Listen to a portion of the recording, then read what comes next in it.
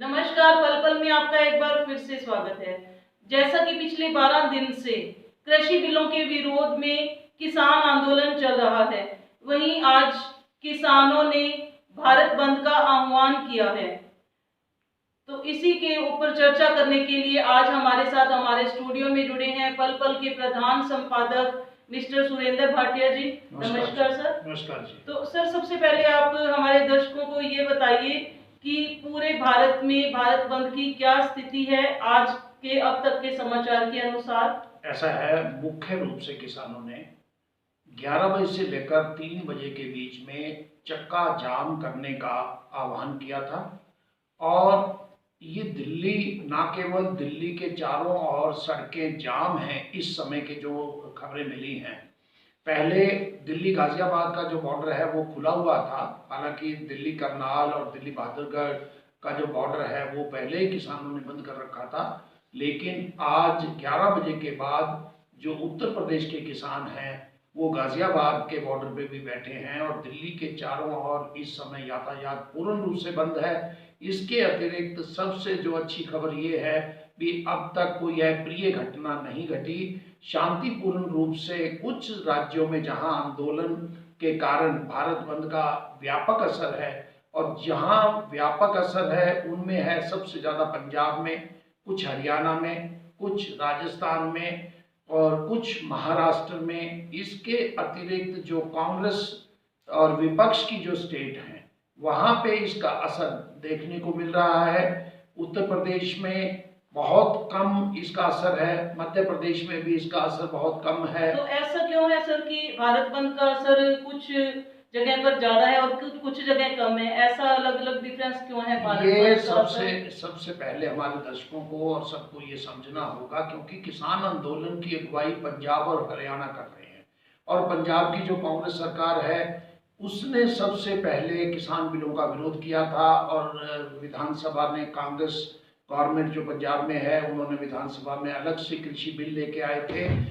और एमएसपी जिसका झगड़ा है, किसान इन बिलों के बाद किसान मांग रहे थे कि हमें मिनिमम सपोर्ट प्राइस, वो ये होती है कि सरकार किसी भी फसल से पहले उसकी एक प्राइस निश्चित कर देती है और मिनिमम सपोर्ट प्राइस का अर्थ ये होता है, मान लिया धान इस समय कुछ राज्यों में 1100-1200 बिक रहा है जबकि उसकी एमएसपी 1800 कुछ रुपए है, तो किसान ये मांग रहे हैं कि मिनिमम सपोर्ट प्राइस पे हमारा जो अनाज है, हमारी जो फसल है बिकनी चाहिए। सबसे ज्यादा पंजाब और हरियाणा के किसानों को एमएसपी का लाभ मिल रहा था। 1 लाख करोड़ रुपए का सालाना केंद्र सरकार एमएसपी पे जो अनाज खरीदती है, उनमें से दोनों राज्यों में 90,000 करोड़ का जो अनाज है वो खरीदा जाता है। तो सबसे ज्यादा जो डर है पंजाब और हरियाणा के किसानों को डर है कि अगर ये कृषि बिल आ गए तो मिनिमम सपोर्ट प्राइस नहीं मिलेगी, उनको फसल के वाजिब दाम नहीं मिलेंगे। इसलिए सबसे पहला और सबसे अधिक जोरदार विरोध पंजाब से, फिर हरियाणा से, कुछ राजस्थान के इलाके जो जहाँ गेहूं होती है, कुछ उत्तर प्रदेश के इलाके, तो कुछ राज्यों में है, पूर्व उत्तर के राज्यों में बिल्कुल इसका असर नहीं है। बंगाल में हालांकि मुख्यमंत्री जो है वहाँ की ममता बनर्जी वो इसका सपोर्ट कर रही है, लेकिन वहाँ बंद का असर कम है क्योंकि वहाँ किसानों के ये मामले अलग हैं पंजाब और हरियाणा से। जैसा कि किसान आंदोलन का आज 13वां दिन है, तो इसके बावजूद अब किसानों का नेक्स्ट स्टेप क्या होगा भारत बंद के बाद? किसान आंदोलन का जो सबसे महत्वपूर्ण जो दिन है वो शायद कल आने वाला है। कल लगभग 2 बजे भारत सरकार और किसानों के प्रतिनिधियों के बीच में छठे दौर की बातचीत होने वाली है। पूरा देश उस बातचीत पर निगाहें गड़ाए बैठा है, शायद कुछ हल मिले।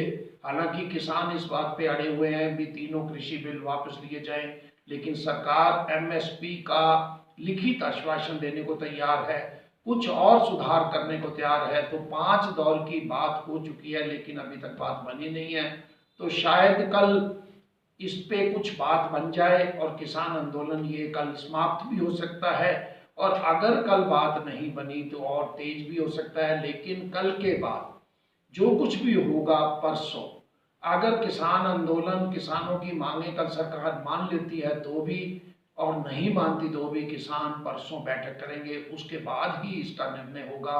लेकिन हम आशा करेंगे कि सरकार और किसानों के बीच में जो कल विज्ञान भवन में दोपहर बाद छठे दौर की बात होने वाली है, शायद उसमें कुछ हल निकले। इसी आशा में पूरा देश इंतजार कर रहा है।